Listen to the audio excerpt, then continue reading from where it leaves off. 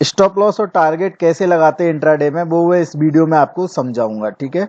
और इसमें जो है मैं आपको बहुत ही अच्छे से बहुत सारी चीज़ें एक्सप्लेन करूंगा। इसमें मैं आपको इंट्राडे और शॉर्ट टर्म पोजिशनल किस तरह से मार्केट में ओवरऑल ट्रेडिंग होती है और इसके जो कंटेंट है, तो इसके कंटेंट है आज के हमारे डिमांड सप्लाई। डिमांड सप्लाई का ही दूसरा नाम है सपोर्ट रेजिस्टेंस।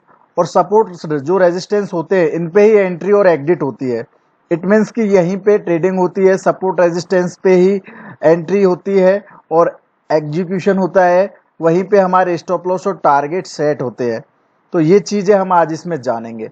तो देखो दोस्तों, मैं आपको वीडियो स्टार्ट करने से पहले मैं आपको थोड़ा सा डिटेल्स में कुछ बातें बता देता हूं जो आपके लिए जानना जरूरी है। देखो, वीडियो थोड़ा सा लंबा हो सकता है, लेकिन इसको आप बिल्कुल अच्छे से देखना, वीडियो को स्किप मत करना। और जो अपनी लाइफ में, अपने करियर में स्टॉक मार्केट को लेके सीरियस है, वो इंसान इसको अच्छे से देखेगा तो उसको कुछ ना कुछ इसमें बहुत ही फायदा होगा उसको। तो इसमें क्या है, देखो दोस्तों, मैं आपको बता देता हूँ। मार्केट में दो तरह से ट्रेडिंग होती है। सबसे पहले तो आपको ये मेरा एक्सेल सीट दिख रहा होगा, इसमें मैंने इसका भी मैं एक्सप्लेनेशन दूंगा, लेकिन सबसे पहले मैं आपको जो है बता देता हूं कि मार्केट में दो तरह से ट्रेडिंग होती है। ट्रेडिंग का मतलब ये है कि दो तरह से पैसा लगाया जाता है मार्केट के अंदर। एक तो होता है इन्वेस्टिंग करके और एक होता है ट्रेडिंग करके। अब इन्वेस्टिंग और ट्रेडिंग क्या होता है वो मैं आपको बता देता हूं। इन्वेस्टिंग जो होता है ना, उसमें एफआईआईज हो गए, डीआईआईज हो गए, या इंस्टीट्यूशनल जो ब्रोकर्स हो गए, या म्यूचुअल फंड्स हो गए, या कोई ऐसी फर्म हो गई जो बड़ा फंड रखती हो, तो वो जो है ना इन्वेस्टर की तरह इन्वेस्टिंग करते हैं मार्केट में। वो जो है एक टाइम पीरियड के लिए इन्वेस्टिंग करते हैं, मतलब कि 3 महीना हो गया, 6 महीना हो गया, 1 साल के लिए इन्वेस्टिंग कर दिया, या 2 साल के लिए कर दिया, 3 साल के लिए कर दिया, या 10 साल के लिए कर दिया। दोस्तों, 3 महीने से लेकर 6 महीने की जो रेंज है, इसको हम एक शॉर्ट टर्म ट्रेडिंग बोलते हैं। शॉर्ट टर्म मतलब कि 3 महीने से लेकर 6 महीने तक का एक इन्वेस्टिंग, जिसमें मार्केट में पैसा किसी पार्टिकुलर स्टॉक में लगा दिया है किसी इन्वेस्टर ने, और वहां पे वो 3 से 6 महीने तक उसको होल्ड करके रखता है। 3 से 6 महीने बाद उसको अपना पोजीशन एग्जिट करता है। और एक मीडियम टर्म ट्रेडिंग होती है, सॉरी, मीडियम टर्म इन्वेस्टिंग होती है। तो उसमें जो है 6 महीने से लेके और करीब करीब 2 साल या 3 साल तक अपना पोर्टफोलियो बना के रखता है एक इन्वेस्टर। उसमें वो डिवर्सिफाई इन्वेस्टमेंट करता है, अलग अलग सेक्टर्स में इन्वेस्टमेंट करता है, और उनमें वो अपनी रिस्क को देखते हुए ही काम करता है। तो एक तो तरीका हो गया ये। और जो इन्वेस्टर्स होते हैं वो दोस्तों प्योर फंडामेंटल वर्क करते हैं। वो टेक्निकल्स पे कम भरोसा करते हैं, वो फंडामेंटल्स ज्यादा देखते हैं। फंडामेंटल्स का मतलब हो गया कि कंपनी का जो है परफॉर्मेंस कैसा है, कंपनी का इंपोर्ट एक्सपोर्ट का बिजनेस कैसा है। इट मीन्स कि कंपनी का जो बिजनेस है वो कैसा है। तो उसका क्वार्टरली बैलेंस शीट भी देखते हैं, कंपनी के रेवेन्यूज भी देखते हैं। तो फंडामेंटल जो है एकदम बिल्कुल अलग ही पार्ट है, और टेक्निकल बिल्कुल ही अलग पार्ट है। टेक्निकल में वो लोग आते हैं, ये तो फंडामेंटल वाले तो इन्वेस्टर्स हो गए। अब टेक्निकल में वो लोग आते हैं जो लोग ट्रेडिंग करते हैं, जिनको ट्रेडर्स बोलते हैं। वो ट्रेडर्स क्या करते हैं, इंट्राडे में ट्रेडिंग करते हैं। इंट्राडे में मतलब एक दिन में ही खरीद लिया और एक दिन में ही बेच दिया, मतलब सेम डे में खरीदना और सेम डे में बेचना। ये एक ट्रेडिंग, इसको एक ट्रेडर बोलते हैं। और जो एक वीक के लिए ट्रेड करता है, मतलब कि एक वीकली, जैसे अभी वीकली एक्सपायरी स्टार्ट हो गई है, पहले वीकली एक्सपायरी नहीं थी, बट एक वीक के लिए भी होल्ड करते हैं कुछ लोग। जैसे आज कोई सौदा खरीदा है, उसको एक वीक तक होल्ड करते हैं, एक वीक के बाद में उसको एग्जिट करते हैं। कुछ लोग उसको 1 महीने तक होल्ड करते हैं, 1 महीने तक उस सौदे को बना के रखते हैं, 1 महीने के बाद उसको होल्ड करके एग्जिट करते हैं। तो उसको जो है ट्रेडर बोलते हैं दोस्तों। वो ट्रेडिंग करते हैं 1 महीने के अंदर अंदर, जितना भी बाई सेल करता है एक पार्टिकुलर ट्रेडर, उसको ट्रेडिंग बोलते हैं। तो यहाँ पे ट्रेडर जो होते हैं ना, वो टेक्निकल पे भरोसा करते हैं, वो फंडामेंटल्स को नहीं देखते हैं, क्योंकि इतने छोटे टाइम फ्रेम में 1 महीने के अंदर आपको फंडामेंटल इतना अच्छा रिजल्ट नहीं देते, उतना अच्छा आपको टेक्निकल चीजें, टेक्निकल पैरामीटर्स रिजल्ट दे सकते हैं। तो ट्रेडिंग करने के लिए आपको टेक्निकल चीजें आना जरूरी है, और टेक्निकल में आपको कैंडलस्टिक्स और चार्ट पैटर्न्स तो बहुत ही जरूरी है। तो आज मैं आपको जो बताने जा रहा हूं, इसमें मैं आपको सपोर्ट रेजिस्टेंस कैसे ड्रॉ करते हैं, डिमांड सप्लाई एरियाज कैसे देखते हैं, साथ में एंट्री कैसे करते हैं, एग्जिट कैसे करते हैं, स्टॉप लॉस कैसे लगाते हैं, टारगेट कैसे लगाते हैं, तो ये सारी चीजें मैं आपको सिखाऊंगा।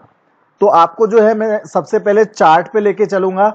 चार्ट पे ले जाने से पहले मैं स्टॉक सिलेक्शन करता हूं दोस्तों। स्टॉक सिलेक्शन के लिए मैं एक पार्टिकुलर अलग से वीडियो बनाऊंगा, लेकिन अभी के लिए मैं आपको कुछ स्टॉक सेलेक्ट कर लेता हूं जिन पे मैं आपको ये सारी चीजें जो है ड्रॉ करके बताऊंगा। तो इसके लिए मेरा ये एक्सेल सीट है, मैंने ही बनाया है इस एक्सेल सीट को, और मैंने इसमें सारी चीजें ये बनाई है, कोडिंग की है, तो इसमें मुझे बहुत हेल्पफुल लगती है। इसमें मैं निफ्टी पे भी ट्रेड करता हूँ, निफ्टी के भी लेवल्स मुझे मिल जाते हैं, और ये निफ्टी के लेवल कैसे काम करते हैं इसका भी मैं थोड़ा सा आपको एक्सप्लेनेशन कर दूंगा वीडियो के एंड में, तो आप वीडियो के एंड तक बने रहे। और इसमें लेवल्स भी बनते हैं इंट्राडे में, जैसे बाय सेल के ऑटोमेटिकली लेवल आते हैं। इसमें आपको क्लियरली यहाँ पे स्टॉक आ जाएगा कि कौन सा स्टॉक सेल में चल रहा है इंट्राडे में, कौन सा स्टॉक बाई में चल रहा है, यहाँ पे चेंज हो जाएगा। और यहाँ पे आपको इसमें बहुत सारी चीजें मिलती है, जैसे कि टॉप ट्रेड है, आज का अच्छा वॉल्यूम वाला स्टॉक है, कौन से सेक्टर का है, बहुत सारी चीजें हैं इसमें। ये स्कैल्पिंग के लिए है, नीचे यहाँ पे स्कैल्पिंग कर सकते हैं, कोई भी स्टॉक का आप नाम डालोगे यहाँ पे लेवल्स बन जाएंगे ऑटोमेटिक। यहाँ पे हीट मैप भी है मेरे पास में, मैं यहाँ पे मेरे पास में यहाँ पे सारे स्टॉक है, इनमें मैं देख लेता हूँ कौन सा स्टॉक बढ़िया चल रहा है। लास्ट डे में जैसे टाटा मोटर बढ़िया चला, यूपीएल बढ़िया चला, श्रीराम ट्रांसपोर्टेशन बढ़िया चला, भारत फोर्ज, और लास्ट डे में हेक्सावेयर ज्यादा गिरा, बालकृष्ण इंडस्ट्री हो गया, टोरेंट फार्मा हो गया, तो ये स्टॉक ज्यादा गिरे। यहाँ पे मैंने एक हीट मैप भी बना रखा है, इस पे भी मैं क्लिक करता हूँ तो यहाँ पे मुझे स्टॉक्स के नाम बता देता है, कितना परसेंट गिरा हुआ है वो बता देता है। यहाँ पे इंट्राडे के कॉल्स भी बनते हैं इस सेक्शन में। यहाँ पे इंट्राडे में आपको ऑटोमेटिकली जो है बाई सेल की लिस्ट आ जाएगी कि कौन से स्टॉक सेल चल रहे हैं, उनमें लेवल भी आपको मिल जाते हैं ऑटोमेटेड। और यहाँ पे आप फिबोनाची लेवल भी चेक कर सकते हो किसी भी पार्टिकुलर स्टॉक का, कि फिबोनाची क्या चल रहा है, कहाँ स्टॉक चल रहा है, वॉल्यूम कैसा है। यहाँ पे आप ट्रेंड एनालिसिस कर सकते हो, तो ट्रेंड एनालिसिस से मैं यहाँ पे स्टॉक सेलेक्ट करूंगा। बाकी डेरिवेटिव्स में आगे और भी चीजें सेलेक्ट कर सकते हो। आप देखो यहाँ पे बहुत सारी चीजें हैं जो आप फिल्टर कर सकते हो, एक बढ़िया स्टॉक यहाँ से ढूंढ सकते हो। ये ऑप्शन चेन है, ये एडवांस ऑप्शन चेन है, और आगे जो है आपको FIIs और DIIs की एक्टिविटी देखने को मिलेगी। यहाँ पे आप कोई भी रेशियो देख सकते हैं, कॉल पुट फ्यूचर वगैरह, स्टॉक फ्यूचर, ये सब कुछ आप यहाँ पे देख सकते हैं। तो इसका जो है मैं आपको आगे बताऊंगा अलग वीडियो में, ये मेरा एडवांस लेवल का तरीका है। बाकी अभी जो है हमें ट्रेंड एनालाइज करना है, तो यहाँ पे हमें सबसे पहले देखना है, यहाँ पे देखो इंडेक्स, पार्टिकुलर इंडेक्स के हिसाब से देख सकते हो आप, जैसे NSE इंडेक्स में कौन कौन सा सेक्टर कैसा चल रहा है। अभी रिसेंटली मेटल अच्छा चल रहा है, पहले फार्मा अच्छा चल रहा था, अभी निफ्टी बैंक निफ्टी भी बढ़िया चल रहा है। तो यहाँ पे देखो मैं यहाँ पे जाके चेक करूंगा, यहाँ पे मुझे देखना है कि आज का इंट्राडे का गेनर और लूजर कौन सा है, या फिर आज अभी वीकली गेनर और लूजर कौन सा है, या फिर यहाँ पे कौन से स्टॉक में अच्छा ओपन इंटरेस्ट बना हुआ है जो गेन कर रहा है ओपन इंटरेस्ट को, या कौन सा स्टॉक जो है उसका ओपन इंटरेस्ट डाउन हो रहा है, या कौन सा स्टॉक टॉप पे चल रहा है एकदम ओवरबॉट स्टेज में, या कोई स्टॉक ओवरसोल्ड स्टेप में चल रहा है।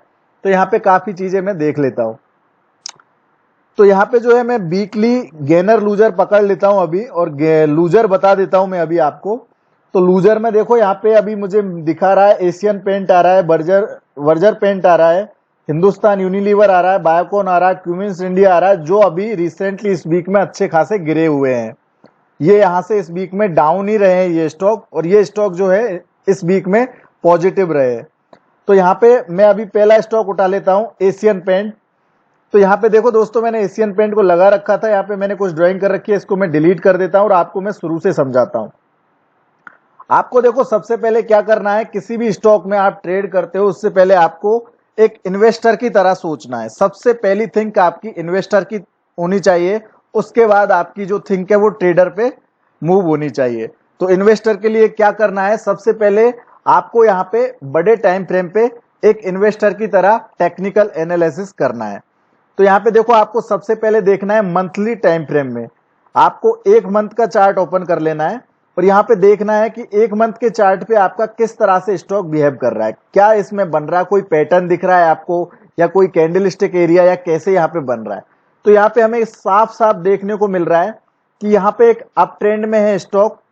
सबसे पहली बात है कि एक अप ट्रेंड में है, मंथली जो टाइम फ्रेम है उसमें और इसमें जो है यहाँ पे एक, अगर हम पैटर्न ड्राइंग करेंगे तो हम यहाँ पे ट्रेंड लाइन की सपोर्ट लेंगे। ट्रेंड लाइन लाइक में चैनल जो है, आप ट्रेंड लाइन में दो चार चीजें यूज कर सकते हैं, जैसे चैनल को यूज कर सकते हैं, या फिर आप यहाँ पे नीचे जाके आप सेगमेंट यूज कर सकते हैं या लाइन यूज कर सकते हैं। ये ट्रेंड लाइन बनाने के लिए ये तीनों चीजें बढ़िया है। तो मैं यहाँ पे चैनल यूज कर रहा हूँ और चैनल के माध्यम से मैं आपको बताता हूँ किस तरह से मैं चैनल ड्रॉ करता हूँ। तो देखो दोस्तों, मैं यहाँ से लाइन को सीधा ऐसे ऊपर की तरफ मूव करूंगा और ये ट्रेंड लाइन पे मैं एक अलग से वीडियो बनाऊंगा, उसमें मैं आपको ट्रेंड लाइन में और अच्छे से समझा दूंगा। बाकी ट्रेंड लाइन इसी तरह से बनती है, इसमें और भी बहुत सारी चीजें हैं जो मैं आपको बता दूंगा अलग से वीडियो बना के। तो यहाँ पे मैंने इस तरह से इस लाइन को ऊपर की तरफ, ये जो लोज है, ये लो कैसे बन रहे, एक लो यहाँ बना, फिर हायर लो बना, उसके बाद फिर से एक हायर लो बना, मतलब कि ये जो प्रीवियस लो था इसके ऊपर लो बनाया, तो ये प्रीवियस लो के ऊपर हायर लो हो गया। तो ये हायर लो बनाते हुए जा रहा है। तो यहाँ पे मैंने इसको टच कर दिया इस तरह से और यहाँ पे ड्रॉ कर दिया। अब मैं इसको चाहूं तो अप साइड में भी यहाँ ये जो रेजिस्टेंस बना हुआ है, जो ये हाई बना रहा है, यहाँ पे भी इसको मार्क कर सकता हूं इस तरह से। तो यहाँ पे मैं चाहूं तो इसको मार्क कर सकता हूं, लेकिन अभी के लिए मैं इसको यहीं पे रहने देता हूं। और अब मैं यहाँ से फिर से एक ट्रेंड लाइन बना लेता हूं कुछ इस तरह से। ये मेरी एक रेजिस्टेंस ट्रेंड लाइन है, मतलब कि यहाँ पे कहीं ना कहीं स्टॉक ओवरबॉट हो जाता है। अब इस चैनल के अंदर क्या हो रहा है कि स्टॉक देखो यहाँ से एक अप ट्रेंड में जाता है इस तरह से, और उसके बाद वापस धीरे धीरे करेक्ट होके यहाँ पे आने की कोशिश करता है, उसके बाद फिर से ऊपर जाता है, फिर से नीचे आता है, और फिर से कहीं ना कहीं ये जो ट्रेंड लाइन बनी हुई है, जो यहाँ से लेके हमने ये दो हाई थे, इनको मिला के हमने एक लाइन सीधी खींच दी थी यहाँ पे, तो उस लाइन को रिस्पेक्ट करता है जाके यहाँ पे कहीं ना कहीं प्रॉफिट बुकिंग आती है। तो यहाँ से मार्केट फिर से नीचे आता है, फिर से यही सपोर्ट, जो सपोर्ट लाइन है, जो हमने सपोर्ट ट्रेंड लाइन यहाँ पे बनाई थी, उसको आके टच करता है। तो यहाँ पे ये सपोर्ट ट्रेंड लाइन को आके टच किया इसने, फिर से ऊपर गया। तो इस तरह से जो है ना, ये मार्केट इस तरह से घूमता रहता है। और ये डाउन साइड और अप साइड में इस तरह से क्यों घूमता है, इसका भी एक रीजन है दोस्तों। इसका रीजन क्या है वो मैं आपको बताता हूं। सबसे पहले इसमें क्या होता है, जो बड़े इन्वेस्टर होते हैं या फिर जो प्रोफेशनल लोग होते हैं, जो प्रोफेशनल ट्रेडर होते हैं, वो यहाँ पे देखते हैं चीजों को कि स्टॉक यहाँ पे ओवरबॉट हो गया, उसके बाद करेक्शन आया स्टॉक में, तो करेक्शन ये कहां तक आ सकता है, उसके लिए वो लोग क्या है कि एडवांस स्टडी करते हैं। एडवांस स्टडी के लिए यहाँ पे वो लोग एक ट्रेंड लाइन बनाते हैं, उसके हिसाब से उनको एक सपोर्ट मिल जाता है। अब ये जो सपोर्ट मिला है, इसके रिसेंटली जो है इसके नीचे एक और सपोर्ट देखते हैं। इसके जो नीचे सपोर्ट है वो ये है, यहाँ पे देखो रिसेंटली एक लो बना था, एक हैमर कैंडल बना था, तो ये एक रिसेंट सपोर्ट है। इसके नीचे दूसरा सपोर्ट ये है। अगर प्राइस यहां से नीचे आया है और इसके नीचे अगर नहीं जा रहा, जैसे कि मैं यहाँ पे एक लाइन बना देता हूं इस तरह से, ये एक लाइन हो गई।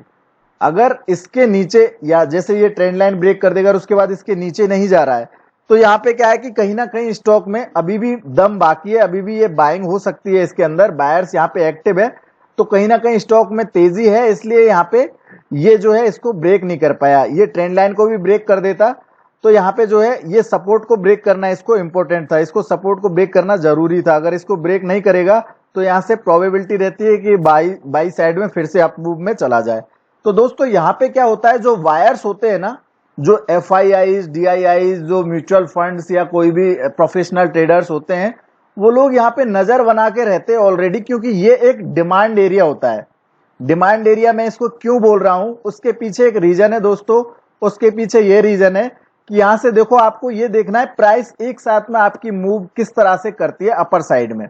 जैसे यहां से देखो बहुत जबरदस्त तेजी आई थी, एक साथ में आपकी प्राइस जो है नॉन स्टॉप यहाँ पे अप साइड में गई थी। तो यहाँ पे कहीं ना कहीं बहुत तेजी थी, यहाँ पे कहीं ना कहीं डिमांड ज्यादा थी इस पार्टिकुलर स्टॉक में, तो इसलिए ये स्टॉक बहुत तेजी से ऊपर गया था। तो यहाँ पे जो है ये एक डिमांड एरिया है, यहाँ पे अगर प्राइस रिवर्स में वापस आएगी तो यहाँ पे इन फ्यूचर प्राइस जो है इस डिमांड एरिया को रिस्पेक्ट करेगी, यहाँ से बायर्स फिर से एक्टिव हो सकते हैं। तो ये मार्केट में ग्रिड बनी हुई होती है, फियर और हॉप वाली ग्रिड यहाँ पे रहती है दोस्तों। इसको हॉप बोलेंगे। हॉप का मतलब कि एक आशा होती है, एक उम्मीद होती है जो वायर्स होते हैं, जो बड़े इन्वेस्टर्स होते हैं उनको, कि यहाँ पे जो पहला जो डिमांड एरिया था, इस डिमांड एरिया में अगर प्राइस वापस आएगी तो यहाँ से जो है प्राइस फिर से वापस जा सकती है। और यहां से अगर प्राइस फिर से वापस जाएगी तो अगर ये एक चैनल बनाते हुए जा रही है तो मिनिमम ये जो रेजिस्टेंस एरिया है, यहाँ पे रेजिस्टेंस एरिया में इसको क्यों बोल रहा हूं, क्योंकि यहां से नॉन स्टॉप सेलिंग आई है, तो यहाँ पे जो है एक सप्लाई एरिया बन गया, इसको सप्लाई बोलते हैं दोस्तों। ये एक सप्लाई जोन हो गया। और सप्लाई जोन में आपको इतना जो ये मैंने बीच में ये चैनल बनाया है, तो ये प्राइस से लेके यहाँ ऊपर वाली प्राइस तक बनाया है, इसमें काफी गैप है। तो ये मैंने इसलिए ऐसा क्यों बनाया है, इसके पीछे एक रीजन है। देखो, सपोर्ट रेजिस्टेंस या डिमांड और सप्लाई जो एरिया होते हैं ना, वो पार्टिकुलर किसी प्राइस पे फिक्स नहीं होते हैं। जैसे कि 100 रुपए की कोई प्राइस है तो वहां पे फिक्स नहीं होते, वो 100 रुपए से 110 रुपए भी जा सकता है उसका प्राइस। लेकिन इसका मतलब ये नहीं है कि वो 110 रुपए जाने के बाद में ऊपर चला जाएगा। वो एक जोन होता है इतने पॉइंट्स का, उसके अंदर मार्केट एक बार जाता है, उसके बाद वापस आने की कोशिश करता है। लाइक दिस, ये मार्केट इसके अंदर गया और उसके बाद वापस आने की कोशिश की, और उसके बाद यहां से फिर से तेजी आई। तो यहां से तेजी आई, तो अब आपको मैं इससे पहले यहां से बता देता हूं। देखो, यहाँ पे लोग है ना नजर बना के रखते हैं, और जैसे ही यहाँ पे प्राइस अपसाइड में मूव होती है, इस तरह की कैंडल बनती है, तो यहाँ पे दोस्तों क्या होता है कि यहाँ पे जो वायर्स है ना वो कहीं ना कहीं एक्टिव हो जाते हैं। मैं आपको मंथली चार्ट बता रहा हूं, एक महीने इस कैंडल में ट्रेडिंग हुआ है, एक महीने का ये पूरा बुलिश कैंडल है। तो एक महीने लगातार अगर किसी स्टॉक में तेजी हो रही है तो इसका मतलब है कि यहाँ पे अब बाइंग आ सकती है। तो यहाँ पे जो है ना प्रोफेशनल इन्वेस्टर्स यहाँ पे एंट्री करते हैं और अपना पोर्टफोलियो वो जो है आगे के लिए लेके चलते हैं। और दोस्तों यहाँ पे क्या होता है, एफआईआईज अलग टाइप से बाइंग करते हैं। एफआईआईज किस तरह से बाइंग करते हैं मैं आपको ये क्यों बता रहा हूं, क्योंकि ये आपको आपकी इंट्राडे ट्रेडिंग में बहुत काम आने वाली है, ये अंडरस्टैंडिंग जो मैं आपको बताने जा रहा हूं। तो आपको इंट्राडे ट्रेडिंग करने से पहले एक प्रोफेशनल और एक इन्वेस्टर की तरह सोचना पड़ेगा, उसके बाद ही आप इंट्राडे गेम खेल सकते हैं।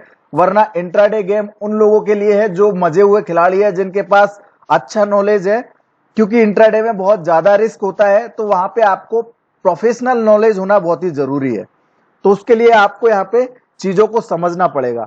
दोस्तों, एफआईआईज कभी भी नॉन स्टॉप बाइंग नहीं करते हैं, या कोई भी बड़ा ट्रेडर बड़ा इन्वेस्टर होता है वो कभी भी नॉन स्टॉप बाइंग नहीं करता है। अगर वो नॉन स्टॉप बाइंग करेगा तो वो एक साथ में ही पूरा बाइंग कर देगा। अगर सपोज उसके पास 100 रुपए का मार्जिन है तो 100 रुपए वो एक साथ में पूरा नहीं लगाएगा। अगर एक साथ में लगा देगा तो वो खुद ही अकेला ही उस प्राइस को जो है पूरा उठा देगा अपसाइड में। जब भी एफआईआईज और डीआईआईज या कोई भी म्यूचुअल फंड बाइंग करता है तो दोस्तों वो बल्क में बाइंग करते हैं, बड़ी क्वांटिटी में बाइंग करते हैं। वो इतनी ताकत रखते हैं कि स्टॉक की प्राइस को एक साथ में वो यहाँ पे ले जा सकते हैं, यहाँ से बॉटम से टॉप पे ले जा सकते हैं, इतनी ताकत वो रखते हैं। लेकिन अगर वो खुद ही उस प्राइस को यहाँ से यहाँ पे लेके जाएंगे तो यहाँ पे जो है उनको सेलर्स, जो सेल करने वाले लोग होते हैं, वो मिलना वहां पे मुश्किल हो जाता है। तो वो लोग एक साथ में यहाँ से बाइंग नहीं करते हैं, वो धीरे धीरे बाइंग करते हैं। जैसे उन्होंने यहाँ से स्टॉक की प्राइस को उठाना शुरू किया तो वो यहाँ तक उसको लेके गए, उसके बाद में यहाँ पे जो है रिटेलर्स जो है वो यहाँ पे एंट्री करना शुरू कर दिया। इस रिटेलर्स को लगा कि भाई प्राइस ऊपर जा रहा है तो स्टॉक अच्छा खासा ऊपर जाएगा, तो रिटेलर्स जो है यहाँ पे जो ट्रेडर्स होते हैं उनको रिटेलर्स भी बोलते हैं ज्यादातर, तो वो यहाँ पे बाइंग करते हैं और वहां पे एफआईआई जो है अपना बाइंग बंद कर देते हैं। वो अपना बाइंग करना यहाँ पे बंद कर देते हैं कुछ टाइम के लिए। उसके बाद स्टॉक की प्राइस नीचे आती है वापस। तो जब प्राइस नीचे आती है तो यहाँ पे क्या होता है दोस्तों, रिटेलर्स जो है ना यहाँ पे फियर में आ जाते हैं, मतलब कि डर जाते हैं। उनको ऐसा लगता है कि यहाँ पे प्राइस हो सकता है हमारे साथ धोखा हुआ है, यहाँ पे प्राइस नीचे जाएगी, हमने यहाँ पे गलत बाइंग कर ली, गलत एंट्री कर ली, तो वो लोग यहाँ पे अपना सौदा काट लेते हैं। एक्चुअलिटी में क्या होता है कि यहाँ पे जो है ना प्राइस जो है अपसाइड में जाते हैं, रिटेलर्स यहाँ पे पैसा लगाते हैं, तो रिटेलर्स के पास इतना पैसा नहीं होता है कि वो अपनी पोजीशंस को इतने लॉस में भी केयर कर सके, कैरी कर सके। तो वो लोग कहीं ना कहीं फेयर में आके या डर में आके यहाँ पे पोजीशन काट देते हैं। उसके बाद फिर से एफआईआईज यहाँ से बाइंग स्टार्ट करते हैं, और एफआईआईज या प्रोफेशनल लोग यहाँ से बाइंग स्टार्ट करते हैं, और वो स्टॉक की प्राइस को फिर से इस तरह से ऊपर ले जाते हैं। और यहाँ पे जब इस तरह से प्राइस ऊपर जाती है तो ये जो रिटेलर्स थे, ये लोग तो यहाँ पे ट्रैप हो गए। फिर इनको जो है इसकी प्राइस फिर से ऊपर देखने को मिलती है, तो ये लोग क्या करते हैं, यहाँ पे फिर से जब ऊपर प्राइस जाती है तो ये अफसोस करते हैं कि यार हमने यहाँ से बाइंग किया था, फिर हमने लॉस में काट दिया, अब स्टॉक इतना ऊपर आ गया तो यहाँ पे और भी ऊपर जा सकता है, तो वो फिर से बाइंग स्टार्ट कर देते हैं। और यहाँ पे जाके फिर से जो एफआईआई है वो अपना बाइंग स्टॉप कर देते हैं। और फिर से स्टॉक की प्राइस नीचे आती है, और फिर से जो रिटेलर्स है वो फिर से ट्रैप होते हैं, फिर से यहाँ पे अपना सौदा डर में काट लेते हैं। तो इस तरह से जो है ना मार्केट में बाइंग सेलिंग होती है, बड़े इन्वेस्टर्स होते हैं वो इस तरह से मार्केट में बाइंग सेलिंग करते हैं। इसीलिए मार्केट में ये अप डाउन के मूव आते हैं। इसीलिए यहाँ पे एक डिमांड और सप्लाई एरिया बनता है।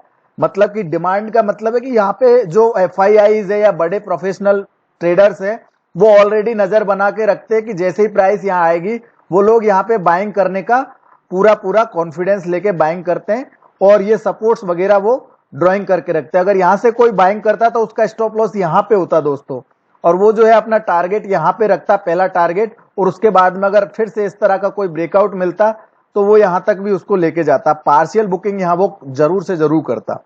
पार्शियल का मतलब है कि आपने 100 शेयर्स खरीदे हैं तो 50 शेयर यहाँ खरीद लेता, बेच देता, जिससे कि उसको उसका रिस्क जो है मैनेज हो जाए।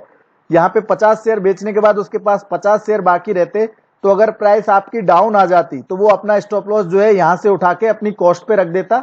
उससे क्या होता कि उसका जो 50 शेयर्स का सौदा वो कॉस्ट पे निकल जाता और 50 शेयर्स का पैसा वो बना लेता मार्केट के अंदर। तो इस तरह से दोस्तों ये गेम होता है। सबसे मेन चीज है ये सीखना। तो इसको आप, मैं उम्मीद करता हूं अच्छे से समझ पाए होंगे। अब चलते हैं हम आगे की टेक्निकल एनालिसिस पे। तो ये तो मैंने जो कुछ प्रोफेशनल बातें आपको बताई, जो प्रोफेशनल लोग होते हैं या जो बड़े इन्वेस्टर्स होते हैं वो इन चीजों को ध्यान में रखते हैं। आपको भी ये चीजें ध्यान में रखनी चाहिए। तो यहाँ पे दोस्तों क्या है कि जैसे देखो अभी स्टॉक की प्राइस यहाँ पे गिरना स्टार्ट हुई है। तो यहाँ पे क्यों गिर रही है ये प्राइस? वो इसलिए गिर रही है कि देखो एक तो यहाँ पे एक रेजिस्टेंस एरिया आ गया है। ये रेजिस्टेंस एरिया है यहाँ पे प्राइस को उन्होंने थोड़ा सा ऊपर निकाला जिससे कि लोग यहाँ पे रिटेलर्स को ट्रैप कर सके। तो वो लोग यहाँ पे रिटेलर्स अब एक्टिव हुए थे। तो यहाँ पे क्या हुआ कि प्राइस जो है ना धीरे धीरे उन्होंने अपनी बाइंग बंद कर दी थी यहाँ पे, और यहाँ पे थोड़ा बहुत वो सेल करने लग गए। उसके बाद में यहाँ पे क्या हुआ कि प्राइस जो है डाउन आने लग गई। तो हमारा जो है मंथली चार्ट पैटर्न है उसके अकॉर्डिंग हमें यहाँ पे एक रेजिस्टेंस एरिया देखने को मिल रहा है, मतलब कि सप्लाई जोन देखने को मिल रहा है। वो एरिया है हमारा ये वाला। यहाँ पे हम हमारा सप्लाई एरिया हम बना लेंगे। तो इस तरह से ये हमारा हो गया एक सप्लाई एरिया। ठीक है, अब हम चलते हैं वीकली पैटर्न पे। तो वीकली पैटर्न में आपको क्लियरली देखने को मिलेगा दोस्तों साफ सुथरे चार्ट पे। यहाँ पे देखो आपको क्लियरली दिख रहा है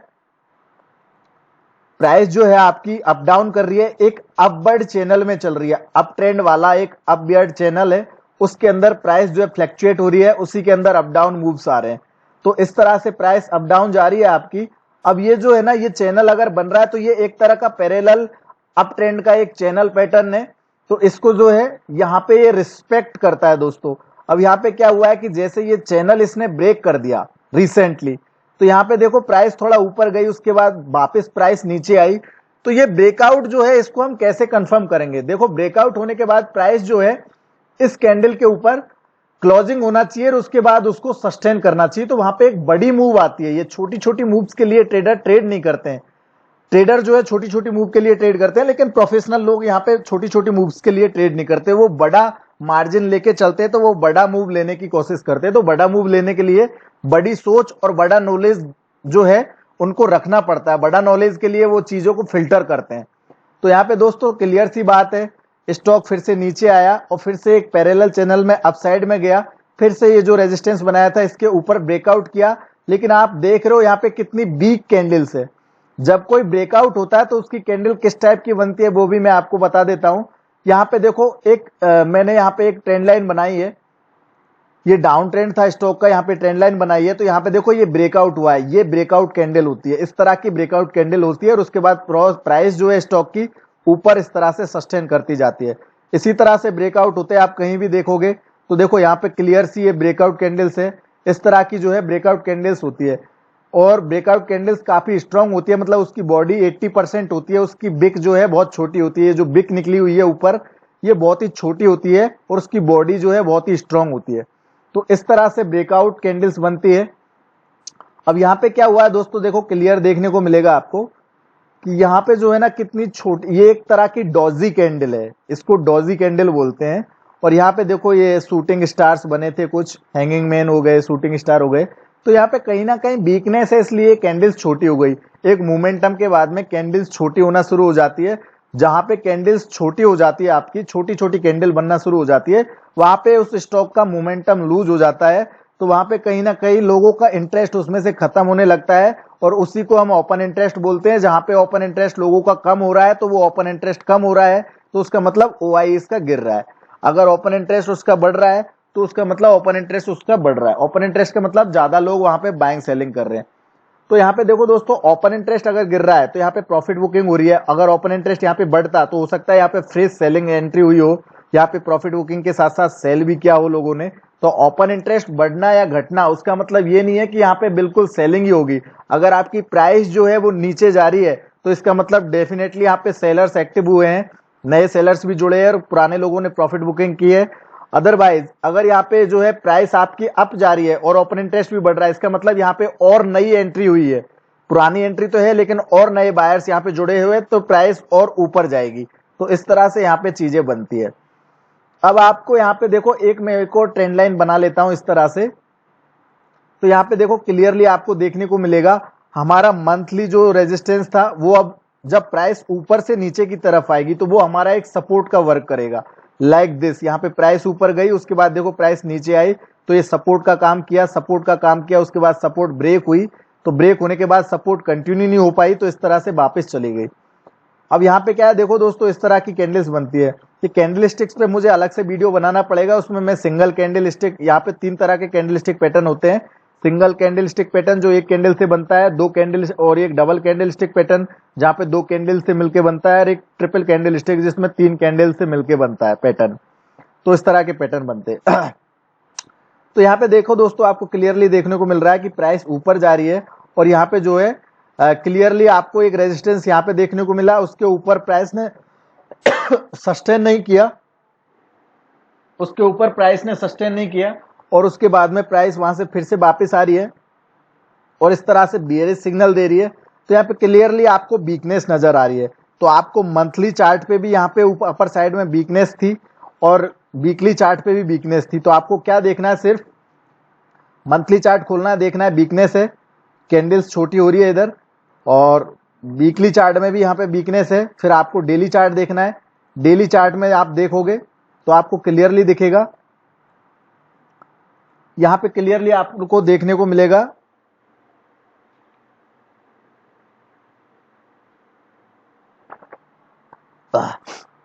यहाँ पे क्लियरली आपको देखने को मिलेगा दोस्तों, देखो यहाँ पे ब्रेकआउट हुआ, प्राइस ब्रेकआउट होने के बाद में प्राइस जो है इस ब्रेकआउट प्राइस पॉइंट के ऊपर, जो इसका हाई पॉइंट है, इसके ऊपर सस्टेन नहीं कर पा रहा है, और उसके बाद वापस प्राइस आया नीचे।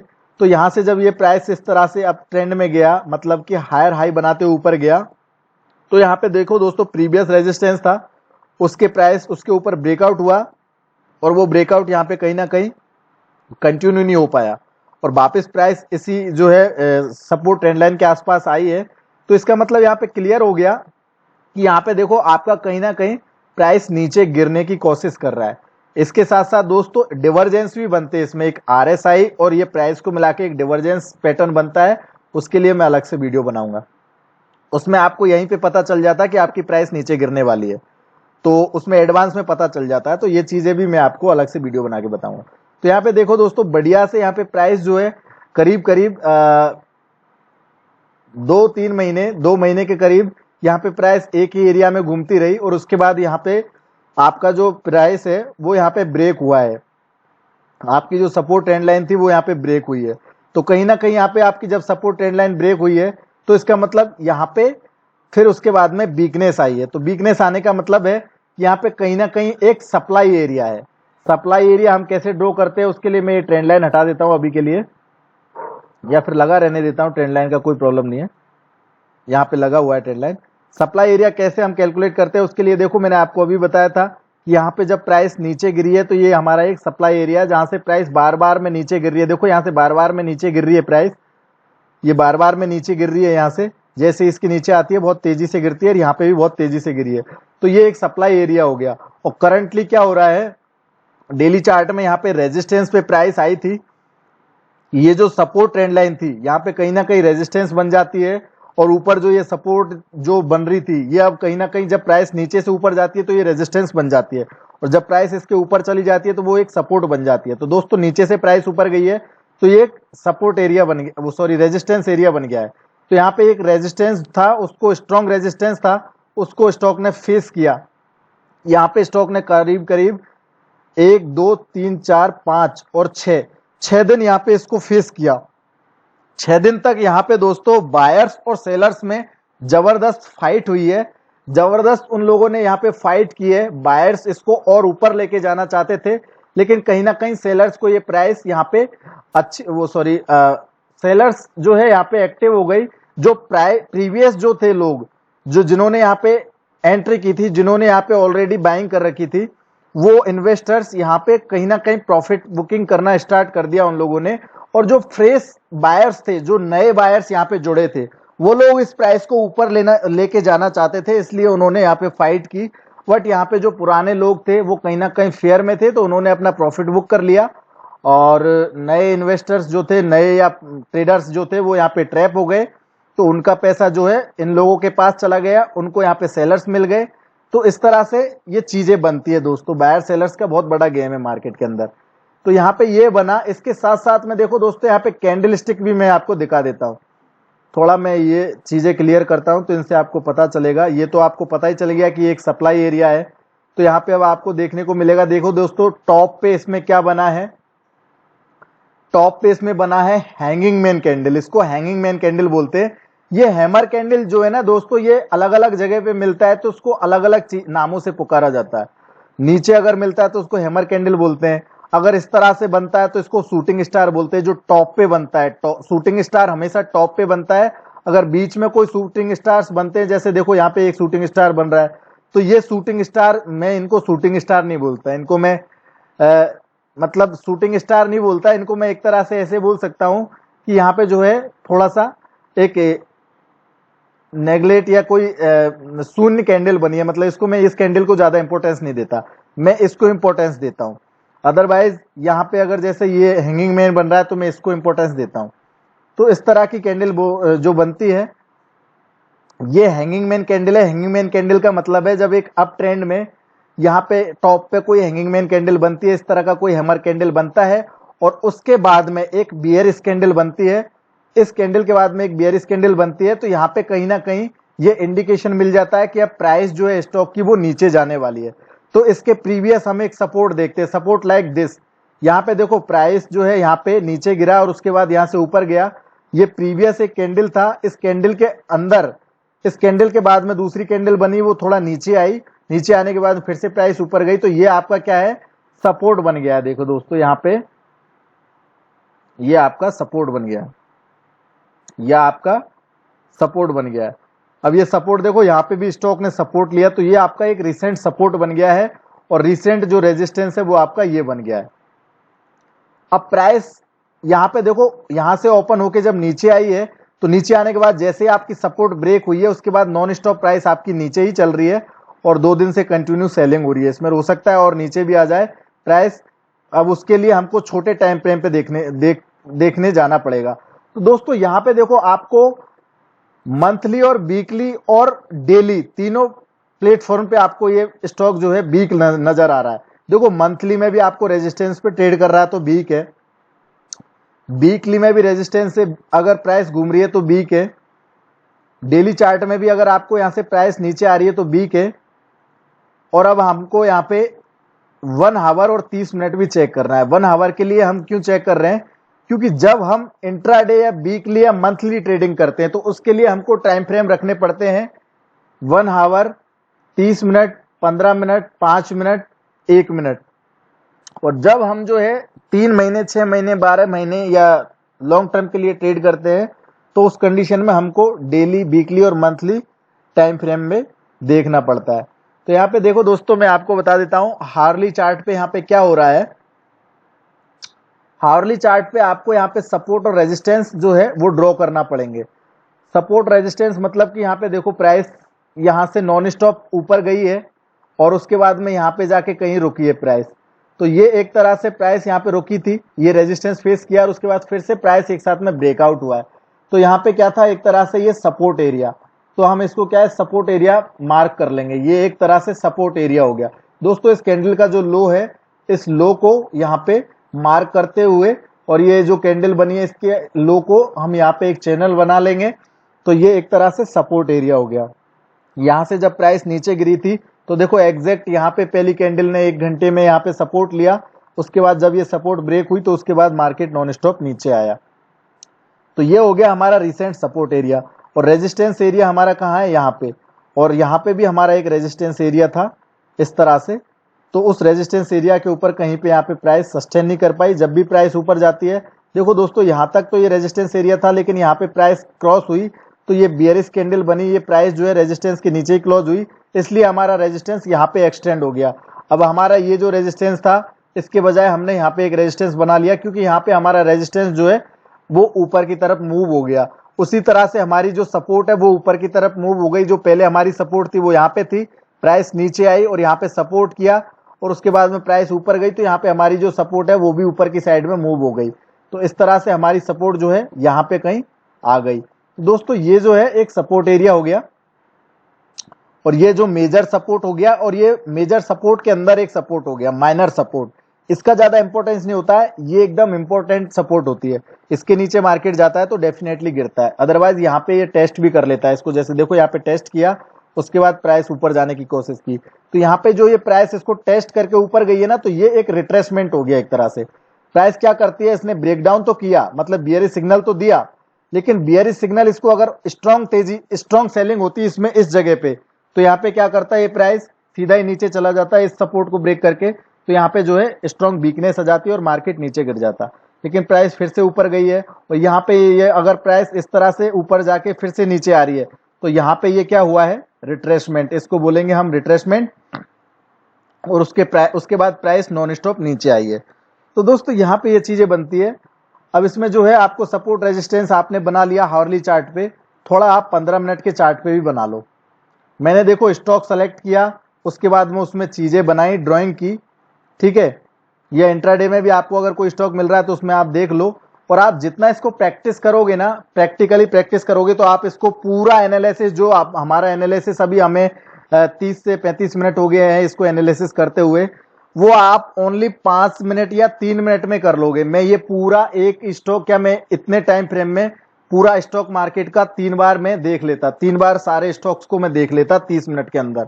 मतलब मुझे पूरे एक स्टॉक में एनालाइज करने के लिए ज्यादा से ज्यादा 1 मिनट या 30 सेकंड लगते हैं दोस्तों, अगर मैं मेरे हिसाब से इंट्राडे में जब ट्रेडिंग करता हूं।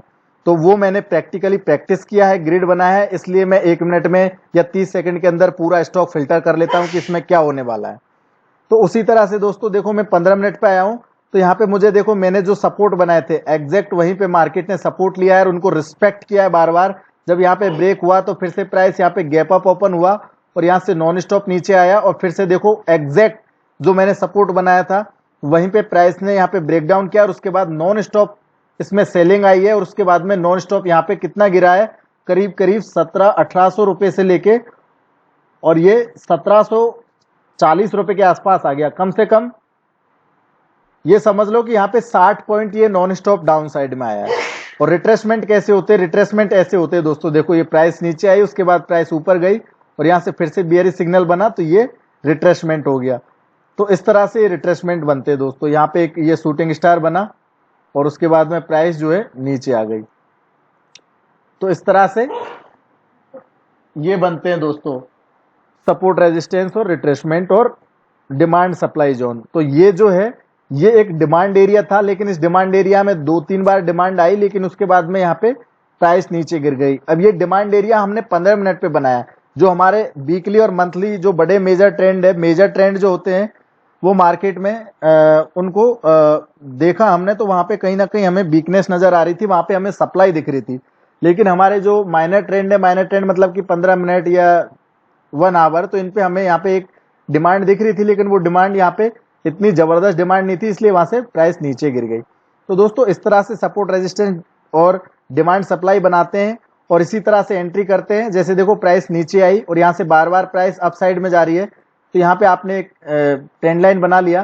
तो यहाँ पे देखो अगर आपको ये ब्रेकआउट हो रहा है, प्राइस इसके ऊपर अगर सस्टेन कर रही है, फिर से देखो यहाँ पे प्राइस अगर इसके ऊपर सस्टेन कर रही है तो आपको क्या करना है, यहाँ पे कहीं एंट्री करना है और यहाँ पे स्टॉप लॉस रखना है और आपका टारगेट जो है ये हाई बनाए, तो उसके बाद में दोबारा यहाँ पे देखो आपको कहीं इधर ही प्रॉफिट बुकिंग करना था। तो इस तरह से आपको एंट्री वगैरह करना है, इस तरह से आपके स्टॉप लॉस रहेंगे। और बाद में जब प्राइस आपकी ऊपर चली जाए, जैसे देखो ब्रेकआउट करके ऊपर चली गई, तो यहाँ पे आपको जो है स्टॉप लॉस आप कॉस्ट के आसपास या इसके थोड़ा नीचे रिवाइज कर लो। जैसे प्राइस ऊपर जाए यहाँ पे रिवाइज कर लो, तो स्टॉप लॉस भी आप रिवाइज कर सकते हो। तो इस तरह से इसमें किया जाता है। अब मैं और थोड़ा 5 मिनट के चार्ट पे बता देता हूँ इंट्राडे के लिए, इंट्राडे में कैसे ट्रेड करते हैं। तो दोस्तों इंट्राडे में सिंपल सा फंडा है। आपने देखा कि आपके स्टॉक का जो ट्रेंड है यहाँ से कहीं ना कहीं अब वीक हो गया है और कहीं ना कहीं यहाँ से नीचे जा सकता है। तो यहाँ पे हमें सेल साइड में ही पोजीशन बनाना है। यहाँ पे बाइंग साइड में पोजीशन बनाने के बजाय आपको सेल साइड में ही बनाना है। आपको ट्रेंड के साथ में चलना है। बहुत सारे लोगों ने आपको बोला होगा, आपने बार बार सुना होगा, ट्रेंड इज योर फ्रेंड। तो ट्रेंड इज योर फ्रेंड का मतलब यही है कि अगर आप ट्रेंड के साथ में ट्रेड करोगे तो वहां पे आपको प्रॉफिट होने की प्रोबेबिलिटी ज्यादा रहती है। और शेयर बाजार में दोस्तों प्रोबेबिलिटी पे ही वर्क होता है। यहाँ पे 100% ऐसे कुछ भी नहीं होता है, ना तो कोई 100% लेवल होते हैं किसी के पास में, ना 100% किसी के एनालाइज है इस मार्केट के अंदर। 100% शॉर्ट गारंटीड, ऐसे शब्दों को भूल जाओ। ऐसी चीजें इस मार्केट में कहीं से कहीं तक नहीं है। इस मार्केट में क्या, इस दुनिया में क्या, इस जिंदगी में, इस जीवन में कहीं पे भी 100% कुछ भी नहीं है। हर जगह पे एक रिस्क है और हमें नहीं पता कि कल क्या होने वाला है या आगे इस स्टॉक में क्या होने वाला है। हम जो है सेंटिमेंट्स को ट्रैक करते हैं और पैरामीटर्स के अकॉर्डिंग हम चेक करते हैं और उस हिसाब से हम जज करते हैं। उसी हिसाब से हमको ये चीजें पता चलती है कि आगे ऐसा हो सकता है। तो हम एक होप और फियर पे ग्रिड बनाते हैं और वहीं पे जाके हम उसको प्रोबेबिलिटी पे ट्रेड करते हैं। तो प्रोबेबिलिटी हमें यहां से ज्यादा हाई दिख रही है डाउन साइड की, तो इसलिए हमने यहाँ पे सेल पोजीशन बनाई थी। अगर यहाँ पे हमारी प्रोबेबिलिटी अगर कम होती तो यहाँ पे हम सेल पोजीशन नहीं बनाते और वॉच करते और स्टॉक को देखते। तो 5 मिनट में क्या हो रहा है दोस्तों, देखो क्लियरली आपको देखने को मिलेगा। मैं आपको रिसेंटली बता देता हूं। देखो प्राइस आपको यहां तो पता चल गई, जैसे ब्रेकडाउन हुआ आपने सेल किया। इंट्राडे में कुछ इस तरह के स्पाइक्स आते हैं, जैसे देखो ये यहां से एक अप मूव आई और उसके बाद में प्राइस फिर से नीचे आई। तो यहाँ पे क्या करना है आपको, जैसे प्राइस ऊपर गई तो आपको यहाँ पे चेक करना है। देखो यहां तक प्राइस गई है, यहां तक तो जाना इसका वाजिब था क्योंकि यहाँ पे ऑलरेडी इसने सपोर्ट लिया था। इधर सपोर्ट लेके यहाँ पे कहीं रेजिस्टेंस फेस किया था, रिट्रेसमेंट हुआ था थोड़ा सा। तो ये इसका एक तरह से रेजिस्टेंस एरिया हो गया दोस्तों। और यहां से प्राइस दोबारा से नॉन स्टॉप नीचे गिरी है, तो ये कहीं ना कहीं एक सप्लाई बन गई, एक छोटी सप्लाई। बाकी बड़ा सप्लाई एरिया यहां पे था, ये वाला, ये आपका एक बड़ा सप्लाई एरिया था जो मैंने आपको ऑलरेडी मार्क कर रखा है। तो जैसे प्राइस ब्रेकडाउन हुई तो यहाँ पे आपको सेल करना था, स्टॉप लॉस आपको इसके ऊपर रखना था। और टारगेट दोस्तों इसमें मैंने फिबोनाची आपको लगाना बताया है।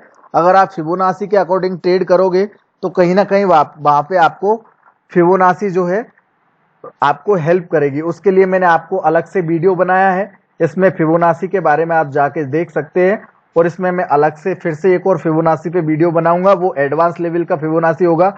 ये भी मुझे एडवांस लेवल का ही लगता है, ऐसा नॉलेज शायद ही किसी के पास होगा, और होगा काफी लोगों के पास, ऐसा नहीं है, लेकिन बहुत लिमिटेड लोगों के पास होगा फिबोनाची को इस तरह से यूज करना। मैंने तो किसी से सीखा नहीं, मैंने तो खुद ने प्रैक्टिस करके इसको बनाया था। ये जितनी भी चीजें मैं बता रहा हूँ मैं खुद की लर्निंग्स, खुद की प्रैक्टिस से बता रहा हूँ। मैंने किसी को भी यहाँ पे सीखा देखा नहीं है। हाँ, चीजें मैंने लोगों से सीखी है, लेकिन मैंने एज इट एज उनके हिसाब से वर्क बहुत कम किया है।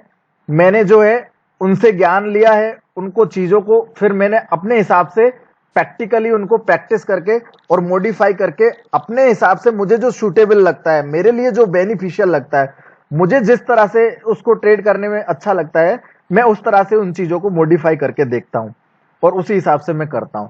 तो यहाँ पे देखो दोस्तों, ये रेजिस्टेंस एरिया था, यहाँ से सेलिंग प्रेशर बना। तो यहाँ पे आपको क्लियरली पता है कि यहाँ पे अगर प्राइस जाएगी, यहाँ से रिट्रेसमेंट हुआ है तो यहाँ तक जा सकती है। और यहाँ से जैसे बियरिश सिग्नल बनना शुरू हो लाइक दिस, यहाँ पे देखो ये कैंडल बनी है, उसके बाद बियरिश कैंडल, उसके बाद एक और बियरिश कैंडल, ये एक तरह से हैमर कैंडल बनी। और ये कैंडल जो है सस्टेन नहीं कर पाई इस रेजिस्टेंस को, और फिर से एक बहुत ही स्ट्रॉन्ग बियरिश कैंडल बन गई। इट मीन्स कि यहाँ पे सेलिंग है। तो यहाँ पे कहीं सेलिंग करेंगे तो स्टॉप लॉस इसके ऊपर रख लो आप, और उस तरह से आपको जाना है। इसके नीचे आपको प्रॉफिट बुकिंग करना है। तो यहाँ पे देखो काफी अच्छी गिरावट हुई।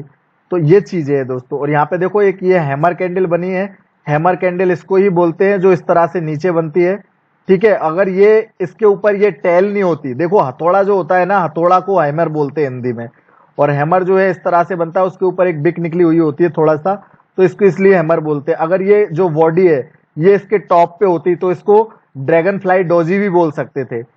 कैंडल स्टिक्स के सभी देखो कैंडल वही होती है, लेकिन इसमें जिस तरह से ये बनती है उसको उसी नाम से पुकारा जाता है। तो यहाँ पे देखो ये जो है अभी हैमर के नाम से जाना जाएगा।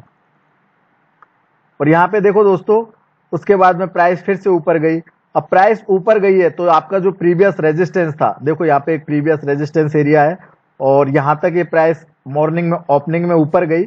उसके बाद में देखो हाई भी ब्रेक नहीं हुआ है, और प्राइस जो है यहां से आपको देखो ट्रेंड लाइन आप यहां से बनाते हो, यहां से जो ट्रेंड लाइन बना रहे हो ना, ये थोड़ा दूर हो जाएगा क्योंकि प्राइस आपका ज्यादा आगे चला गया है। तो ये आपको इसके बजाय आप यहां से ट्रेंड लाइन बना लो, जहां से आपको सूटेबल लगे ना। देखो यहां से भी आप ट्रेंड लाइन बना सकते हो, जहां से आपको सूटेबल लगे उतना उतना क्लियर ट्रेंड लाइन बनाओ। ट्रेंड लाइन बनाना कोई ऐसा नहीं है ऐसा कि किसी ने बता दिया तो वैसा ही बनाना है, आपको जहां सूटेबल लगे वैसा बनाओ। देखो मुझे इतना अच्छा सूटेबल लग रहा है, मैंने यहाँ पे बना लिया। तो ये चीजें है ट्रेंड लाइन बनाने के लिए, मैंने ये बना ली ट्रेंड लाइन। अब इसमें मुझे क्या देखना है दोस्तों, मुझे बहुत सारी चीजें पता है कि इसमें देखो मेरा कॉन्फिडेंस कैसे बूस्ट होगा, मुझे कैसे कॉन्फिडेंस आएगा मेरी ट्रेड पे। मुझे ऑलरेडी पता है कि मेरा स्टॉक जो है डाउन ट्रेंड में है, यहाँ पे स्टॉक में वीकनेस हो चुकी है, यहाँ पे डाउन ट्रेंड लग चुका है, तो कहीं ना कहीं स्टॉक वीक है, तो मुझे सेल साइड में ही पोजीशन बनाना ज्यादा अच्छा रहेगा मेरे लिए। तो मैं यहाँ पे क्या करूंगा, वेट करूंगा, मार्केट को वॉच करूंगा, इंट्राडे में देखूंगा कि जैसे ही मुझे कोई अगर सेल सिग्नल मिलेगा तो वहां पे मैं अपना सेल पोजीशन बनाऊंगा इस स्टॉक के अंदर, और उसको मैं आगे लेके जाऊंगा। और इसमें क्या करना है, जैसे देखो मॉर्निंग में मार्केट इस तरह से ओपन हुआ, उसके बाद एक पुलवे का शॉर्ट कवरिंग हुई और वो मार्केट ऊपर गया, ठीक है। यहाँ पे इस तरह से ये पुलबैक हुआ, इस तरह से ऊपर गया मार्केट, और यहाँ पे जो है ऑलमोस्ट ये हाई के आसपास चला गया। अब हाई के आसपास जाने के बाद यहाँ पे प्रोबेबिलिटी ज्यादा रहती है कि यहाँ से अब मार्केट नीचे आए, क्योंकि उसका ट्रेंड जो है वो डाउन है, तो इसलिए इसको जो है हाई ब्रेक करना बड़ा मुश्किल होता है, और हाई ब्रेक भी कर देता है तो वहां से फिर वापस आने के लिए आना ही पड़ता है इसको, अगर इसका डाउन ट्रेंड लगता है तो यहाँ पे चीजें इस तरह से देखनी है आपको, कैंडल स्टिक्स का नॉलेज होना जरूरी है। अब यहाँ पे देखो दोस्तों, एक तो आपने ट्रेंड लाइन बनाई थी, ये भी आपकी ब्रेक हो रही है, ठीक है। तो ये ट्रेंड लाइन अभी के लिए मैं हटा देता हूँ, यहाँ पे क्लियर दिख रहा है कि ट्रेंड लाइन ब्रेक हो रही है, तो एक तो सिग्नल हमें ये मिल गया कि यहाँ पे ट्रेंड लाइन ब्रेक हो रही है। तो अभी के लिए मैं हटा देता हूँ जिससे आपको कैंडल्स क्लियर दिखे।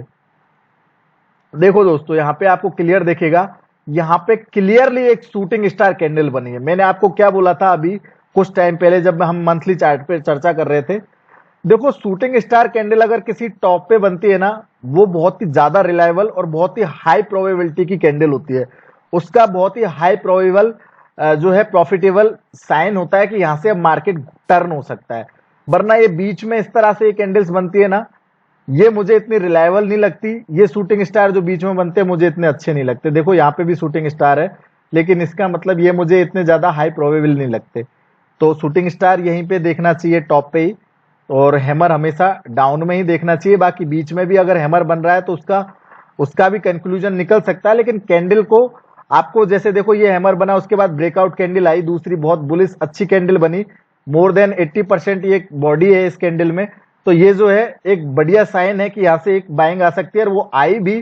प्राइस आपकी यहाँ से ऑलमोस्ट ये समझ लो आपको यहाँ से 30 पॉइंट ऊपर गई है मॉर्निंग में ही पहली कैंडल के अंदर। तो ये चीज है। अब यहाँ पे देखो दोस्तों, ये शूटिंग स्टार बन गया, पहला शूटिंग स्टार, दूसरा शूटिंग स्टार, और यहाँ पे एक हमारी जो ट्रेंड लाइन हमने बनाई थी यहाँ से, वो भी यहाँ पे कहीं ना कहीं ब्रेक हो रही है। तो यहाँ पे ट्रेंड लाइन ब्रेक हो रही है, इसका मतलब यहाँ पे डाउन जा रहा है मार्केट।